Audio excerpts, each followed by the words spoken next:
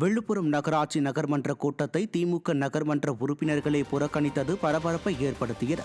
விழுப்புரம் நகரில் மக்கள் பணிகள் நடைபெறவில்லை என நகர்மன்ற கூட்டத்தில் அதிமுக நகர்மன்ற உறுப்பினர் குற்றம் சாட்டி வாக்குவாதத்தில் ஈடுபட்டார். இதைத் தொடர்ந்து தனக்கே தெரியாமல் தனது பகுதியில் சாலை அமைத்ததாக கூறி அறிக்கை செய்துள்ளதாக திமுக நகர்மன்ற உறுப்பினர் குற்றம் சாட்டி கேள்வி எழுப்பினார்.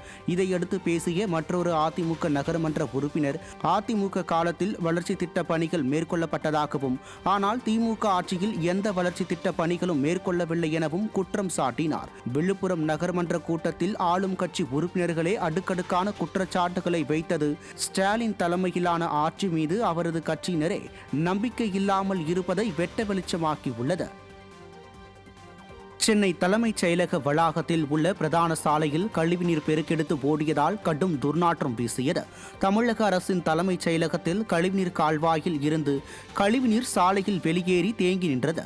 இதனால் அப்பகுதியில் கடும் துர்நாற்றம் வீசியதால் தலைமைச் செயலகத்தில் இருந்து வந்த சட்டமன்ற உறுப்பினர்கள் முதல் உயர் அதிகாரிகள் வரை அனைவரும் அதிருப்தியடைந்தனர். திறனற்ற திமுக ஆட்சியில் சாலைகளில்தான் ஆங்காங்கே கழிவுநீர் தேங்கி நின்ற நிலை மாறி தற்போது தலைமைச் செயலகத்திற்குள்ளேயே உள்ள சாலையிலேயே கழிவுநீர் தேங்கி நின்றது பொதுமக்களிடையே அதிர்ச்சியை ஏற்படுத்தி உள்ளது.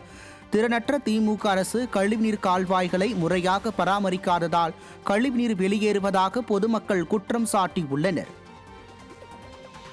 சிவகங்கை மாவட்ட ஆட்சியர் அலுவலகத்தில் நடைபெற்ற குறைதீர்க்கும் கூட்டத்திற்கு மனு அளிக்க வந்த மாற்றுத்திறனாளிகளுக்கு சக்கர நாற்காலி இல்லாததால் தரையில் தவழ்ந்து வந்து மனு அளித்தனர்.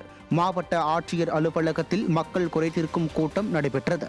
இந்நிலையில் இந்த கூட்டத்தில் மனு அளிக்க வந்த இரு மாற்றுத்திறனாளிகள் சக்கர நாற்காலி இல்லாததால் ஆட்டோவில் இருந்து இறங்கி மண் தரையில் தவழ்ந்து வந்து மனு அளித்தனர். மேலும் இதை பார்த்த மாற்றுத்திறனாளிகள் நல அலுவலர்களும் எந்த உதவியும் செய்யாததால் அவர்களின் கால்களில் இருந்து ரத்தம் வடிய தவழ்ந்து வந்தனர். திறனற்ற திமுக ஆட்சியில் அதிகாரிகளின் அலட்சியத்தால் மக்கள் அவதியடைந்து வருவதாக பொதுமக்கள் குற்றம் சாட்டியுள்ளனர்.